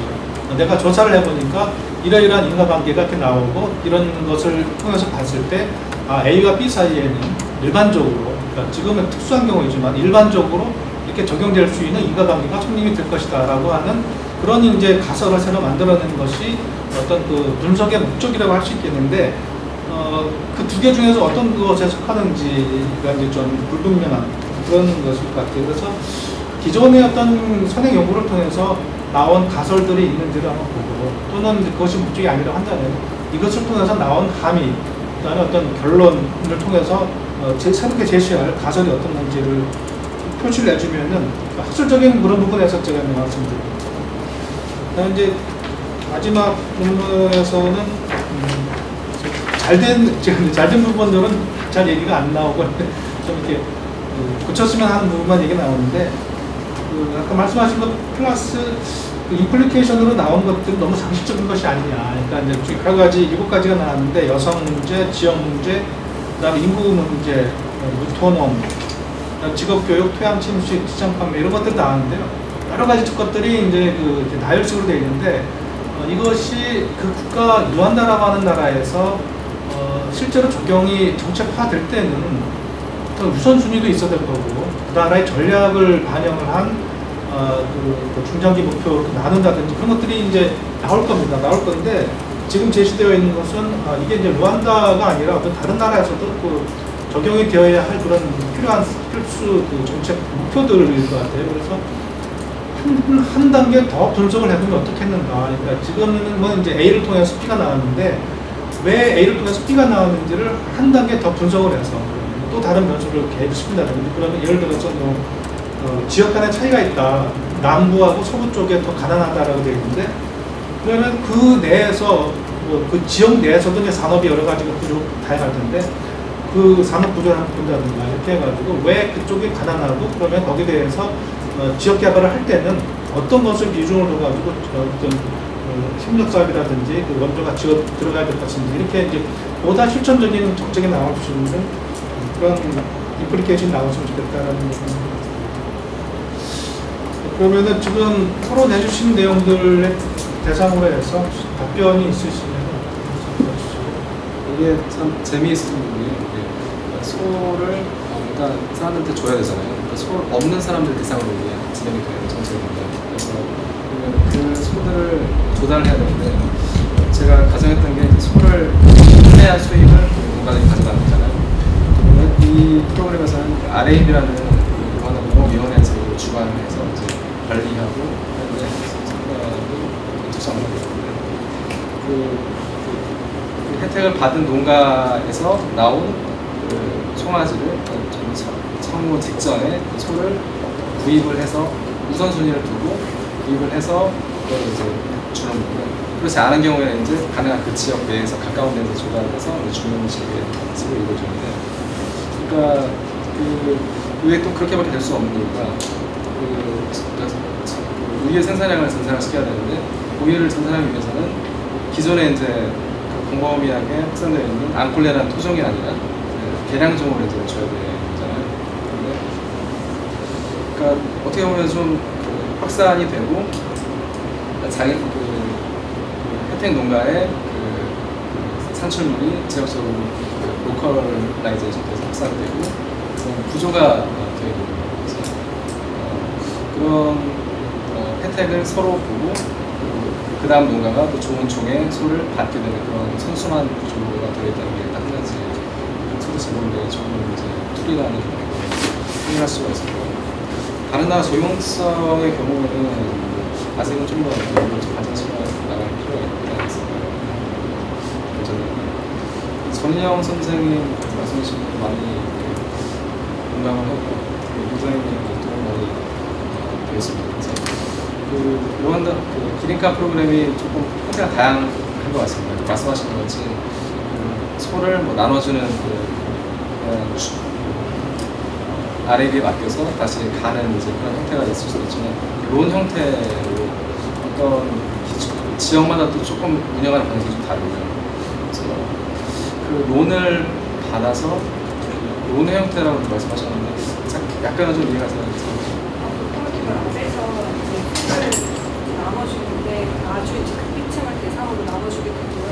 소득이 약간 있는 경우에는 이제 그 소액 대출 은행에서 돈을 대출해주고 이제 그 돈으로 소를 사게 됩니다. 그래서 다음 진행 과정 모두 똑같은데 대신 빌링 대출 그만큼 갚아야 한다는 조건입니다.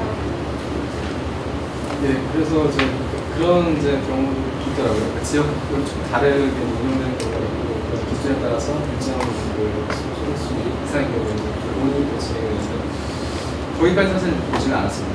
일반화해야 하고자 했고 가능한 그 기준, 그러니까 영수증 2헥타르에서 7헥타르 사이에 해당되는 사람들이 대다수라는 가정하에 일반화시켜서 시도를 했다고요. 그래서 우유 생산량 감소의 경우는 그럼 설문을 이제 바탕으로 했기 때문에 그냥 평균 그 생산량 7을 이제 가정하게 됩니다. 그래서 시간이 갈수록 다를 수 있겠지만 그래도 생산량 어느 정도 이제 일반 가정에서 생산량 양을 감안해서 중평자 치고요. 디스카운트 레이스 이게 재미있는 게 생물로 4개로 하는 정책인 거잖아요. 건물이면 이제 디스카운트가 되겠지만 도태를 할 때 이제 그 고기를 쓰는 거고, 그리고 그 낳은 송아지를 또 자기가 이제 다시 손으로 해가지고 3마리, 4마리 되면 이제 비용이 커지기 때문에 거의 그 일정 그 면적에서 힘들겠지만 2마리, 3마리는 이제 도태를 시키고 새로운 송아지를 또 쓰고 하는 식으로 하기 때문에 그 디스카운트 레이스 를 감안하지 않을 수 있다는 그런 생각을 판단을 해서 아직은 진행 중인 부분이 때문에 더 발전시키고 있습니다. 지금 백사님 시간 되면 좀 추가적으로 하시죠. 시간이 없으니까 먼저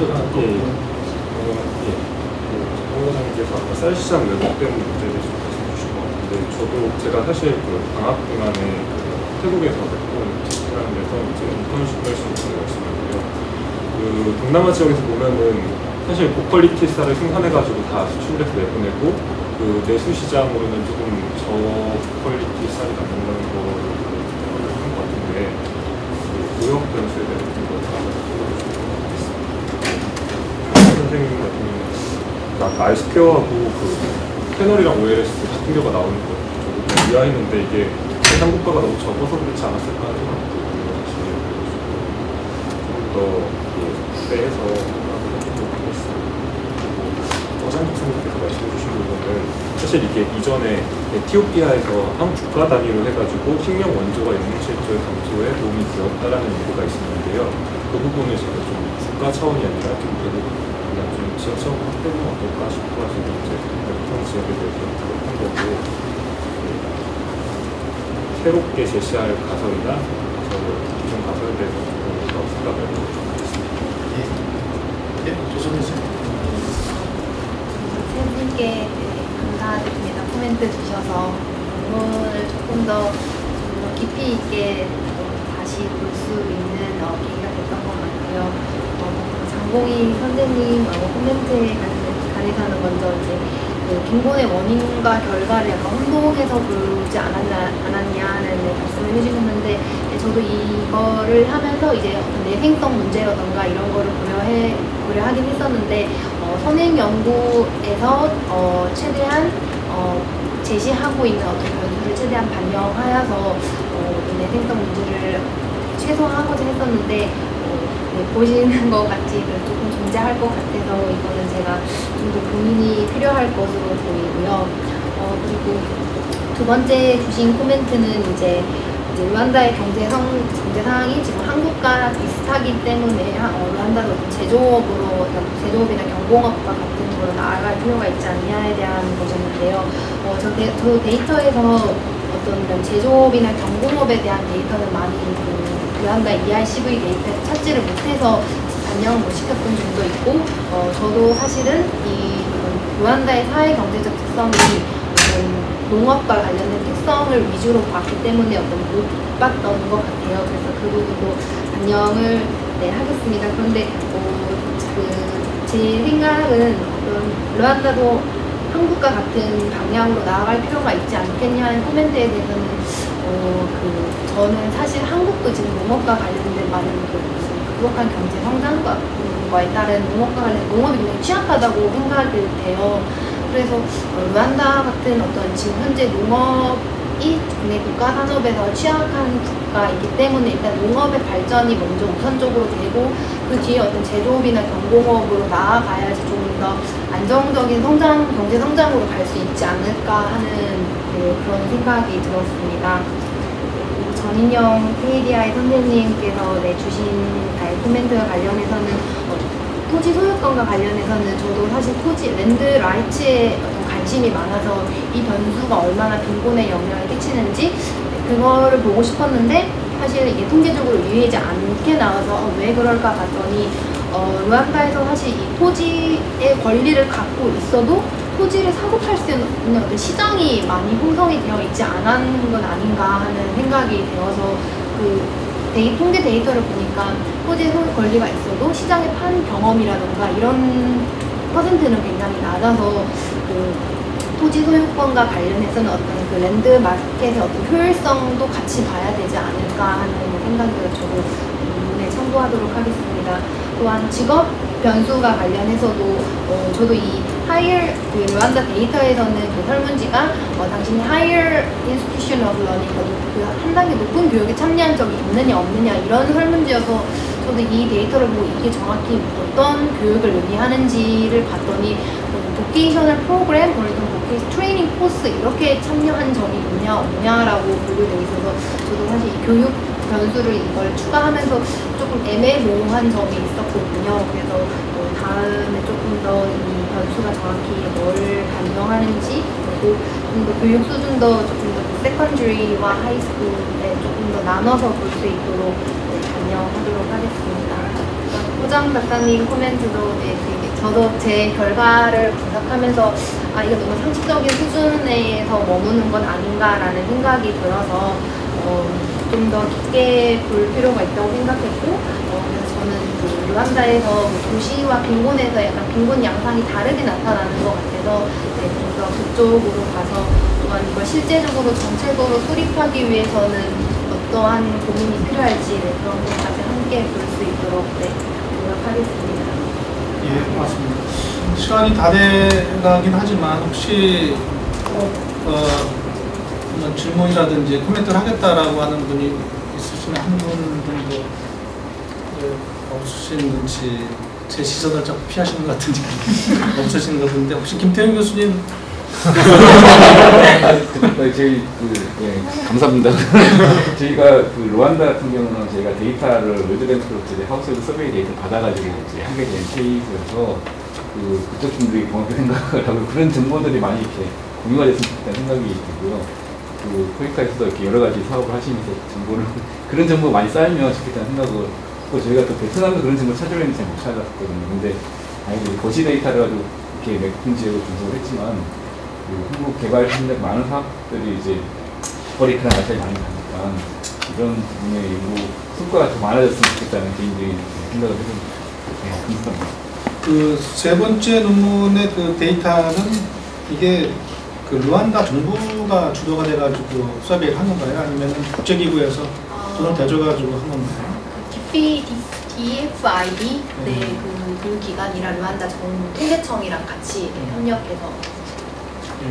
그래서 세 가지 논문이 다 양적인 데이터를 활용을 해서 있는데, 이제 첫 번째 거는 기존 문헌을 통해서 나온 파라미터들을 활용을 한 것 같고, 두 번째 거는 이제 월드뱅크라든지 뭐 FAO 이런 국제기구 데이터베이스에서 그 데이터를 쓴 거고, 세 번째 건 지금 말씀하신 대로 이제 국가하고 국제기구가 같이 실제 생산한 이제 자료를 가지고 쓴 것 같습니다. 아무튼 근데 이제 개도국에서 생산되거나 그 관련된 통계 숫자들이 사실은 또 신뢰성이라든지 이런 것들이 얼마나 많이 있는지에 대해서는 항상 그 의문이 있는 부분들이 있는 것 같습니다. 또한 이제 양적인 논문이 가지고 있는 양적인 그 분석이 가지고 있는 한계가 어쩔 수 없이 있죠. 이런 부분들이 많이 지적이 됐는데, 질적인 문제라든지 정성적인 그런 분석 같은 것들이 같이 따라와서, 특히 개도국 같은 경우에는 어떤 비경제적인 부분, 정치적인 문제, 사회적인 문제, 그다음에 문화적인 문제, 특히 루안다 같은 경우에는 제도사를 거치면서 그런 문화 간의 충돌 이런 것들이 정책과 연결이 안 될 수 없는 부분인데, 그런 것들이 같이 되어야 좀 더 정확한 분석이 이루어지고 또 해결 방안이라든지 정책 방향이 제시가 될 수 있을 것 같습니다. 오늘 발표된 것들은 이제 아직은 공부를 하는 분들이 이제 주로 발표를 하셔서 또 여러 가지 추가적으로 분석을 하거나 추가적으로 살펴봐야 될 그런 과제들도 많이 지적이 되고, 그런 것들을 발표하신 분들도 많이 느끼고 계실 거라고 생각이 듭니다. 어쨌거나 우리가 이렇게 열심히 루안다 이런 나라들을 발표도 하고 토론도 하고 공부도 하고 하는데, 그 나라 사람들은 잘 알고나 있나 모르겠어요. 자기들을 위해서 열심히 하고 있는데. 제가 저기 교수님도 계시고 이제 끝나는 시간이지만 학생들이 많으신 것 같아가지고요. 혹시 이제 다음에 논문 주제를 고민을 해보실 때, 특히 아까 나왔던 무역 같은 부분이 있어서 저희가 코이카도 마찬가지로 원조기관들이 많은 실수를 하는데, 이제 예를 들어서 그 메콩del타 지역, 베트남, 라오스, 미얀마 이런 나라들 국가 개발 정책을 보면 전부 다 쌀 수출을 하겠다는 게 주요 정책으로 들어가 있거든요. 그래서 우리가 그 나라에다 원조를 할 때는 그걸 지원한다고 하고, 얘네들이 수출하려면 시장이 어디가 있겠습니까? 국제적으로 쌀 수입해 먹는 나라들인지 주로 우리나라나 일본 같은 데는 문을 닫아 놓고 있기 때문에 주로 이제 서아프리카 지역인데, 또 코이카가 똑같은 일을 하면서 서아프리카 국가에 가서는 뭘 하냐면, 거기에는 이제 수입하고 있는 쌀을 자국 쌀로 대체하겠다는 게 정책이거든요. 그래서 그런 식의 이제 좀 이렇게 글로벌하게 봤을 때는 좀 이상한 일을 할 때가 많아서 좀 이렇게 고민을 해봐주셨으면 좋겠고요. 그래서 저희가 개발 분야만 봤을 때는 이제 마치 수출하는 게 당연한 것처럼 얘기하지만, 이제 같은 연구 기관에서 저희가 뭐 FTA나 뭐 이런 거 할 때 항상 우리나라 쌀 시장 보호해야 된다고 막 나오잖아요. 근데 우리나라에서는 그게 너무 당연한 얘기지만, 국제적으로 갔을 때는 그게 이제 그런 쌀을 생산하는 아시아 빈곤 국가의 빈곤을 악화시키는 가장 큰 요인으로 자주 지적이 되고 있고, 대표적인 가해자로 한국이 자주 이름이 왔다 갔다 하거든요. 그래서 그런 부분에 대해서 조금 이렇게 좀 주제를 해보셨으면 좋겠고요. 또 하나 좀 이렇게 제안을 드리고 싶은 거는, 이제 아프리카 지역 같은 경우에 말씀하셨던 대로 이제 국제 월드뱅크라든지 USAID, DFID 이런 사업을 보시면 토지 소유권 문제 관련해서 굉장히 많이 이제 뭐가 다뤄져 있는데, 그게 이제 저희가 일하면서 실제로 그게 어떤 사업인가 이렇게 보면 우리가 생각하는 일제시대에서 했었던 토지조사 사업하고 동일하거든요, 내용이. 근데 우리가 토지조사 사업을 가지고 그걸 통해서, 그러니까 한국 사람들은 굉장히 폭력적인 과정으로 그걸 기억하고 있잖아요. 근데 똑같이 마찬가지로 이런 나라에서도 외국 사람이 와가지고 토지 그 소유권 제도에 대해서 뭘 건드리는 거를 비슷하게 인식을 하는 경우가 굉장히 많거든요. 근데 우리가 너무 이제 무비판적으로, 우리는 그 강압적인 토지 조사 사업을 경험했음에도 불구하고 똑같이 이제 과거에 그런 변성이 없는 나라보다 똑같이 얘기하는 경우가 많고, 그러니까 DFID나 미국 같은 데서 토지 조사 제도에 뭐 거버넌스 이야기하시는 분들이 한국을 어떻게 이야기하냐면, 한국이 빨리 발전할 수 있었던 이유 중에 하나로 일제시대의 토지 조사 사업을 들고 있거든요. 그래서 이제 한국에서 과연 그러면 그런 문제에 대해서 긍정적으로 이거를 바라봐야 되냐, 그러니까 똑같이 여기에 대해서는 이렇게 뭐 좀 저희가 생각해 볼 필요가 있어서 앞으로 논문을 쓰시거나 하실 때 좀 참고했으면 좋겠고요. 그리고 이제 교수님, 박사님께서도 데이터 관련된 말씀해 주시고 공부해 주셨잖아요. 근데 개도국 사업의 특징이 데이터가 없는 게 특징입니다. 1차적으로 생산된 데이터가 없기 때문에 대부분 이제 저희도 사업을 하실 때 교수님들이나 뭐 사업 성과를 뭐 내놔봐라 이런 거 할 때 항상 뭐 데이터가 있냐 이렇게 물어보시는데 네, 저희도 데이터가 없거든요. 그래서 저희가 없지만 저희가 경험이나 이제 추정해서 나오는 데이터를 가지고서는 이제 사업도 만들고 일을 하고 해야 되고 실제로 그 데이터를 생산하는 업무가 굉장히 중요하고 저희 지속가능 개발 목표에서도 꼭지별로 혹시 자세하게 읽어보시면 항상 데이터 관련된 얘기가 나오거든요. 그래서 데이터를 가지고 논문을 쓰신다기보다는 데이터를 1차적인 데이터를 어떻게 만들 건가에 좀 고민을 더 많이 해봐 주시면 여러 사람에게 큰 도움이 될 것 같습니다. 예, 뭐 시간이 다 됐는데요. 어떤 정책이건 어떤 사업이건 그게 이제 어떤 일관된 방향이라든지 그런 걸로 이렇게 해가지고 쭉 중장기적으로 추진하기 어려운 것 같아요. 근데 지금 정책 사업의 어떤 모순 이런 것들을 지원하셨는데 우리나라 그 생각이 드네요. 우리나라 이제 쌀이 지금 남아 돌아가는 상황인데 최근 몇 년까지만 해도 쌀이 남아 돌아가니까 다른 거 바짝몰 시키고 심어야 된다라고 하면서도 한쪽에서는 쌀 증산왕에 대해서 시상도 하고 막 그랬거든요. 그러니까 그런 것들이 사실 한 부처 내에서도 그런 것들이 정책이 이제 서로 상호 모순되는 정책이 이제 생기고 그랬기 때문에 사실 세계적으로 이렇게 하는 그런 정책에서 그런 모순들도 굉장히 많이 있을 것 같아요. 한 부처 내에서도 그런 일들 생기니까. 그리고 뭐 저도 이제 국제협력 사업들을 많이 하고 그랬지만 여기 이제 그런 쪽에 많이 관련이 돼 있으신 분들이 많이 계신데 하면서 항상 그런 걸 느끼겠더라고요. 이제 좀 깨어있는 정신 그런 상태에서 사업을 하고 우리가 출장을 다녀야 되는 거 아닌가라는 생각이 드는 게 이게 과연 이 나라를 위해서, 이 나라 주민들을 위해서, 이 나라 국민들을 위해서 바람직한 방향인지 그런 것들 우리는 사실은 뭐 배우고 그런 것들이 또 루틴한 그런 것들이지 않습니까? 이제 여기 가면은 시장 개발을 해줘야 되고 상품화를 하는데 지원을 해주고 해야 되는데 그 나라 사람들이 사실 그렇게 했을 때 그것이 자기들의 소득 증대로 바로 이어지는 건지 또 소득 증대를 원하는 것인지 소득 증대를 했을 때 과연 이 사람들이 행복한 것인지 뭐 그런 것들 근본적인 물음 같은 것들을 스스로 이렇게 해결을 할 수는 없겠지만 항상 그런 것들을 가지고 있으면서 사람들을 대하는 것이 어떻게 된다는 생각이 듭니다. 그래서 점점 더 그런 생각이 좀 많이 들더라고요. 아무튼 시간이 딱 6시가 됐습니다. 오늘 금요일인데 그때까지 열심히 참여해 주셔서 감사드리고요. 그러면은 오늘 이것으로 국제개발협력학회 동기학술대회 저희 뭐 관련 세션을 모두 마치도록 하겠습니다. 오늘 발표해 주시고 토론해 주신 여러분 감사드립니다.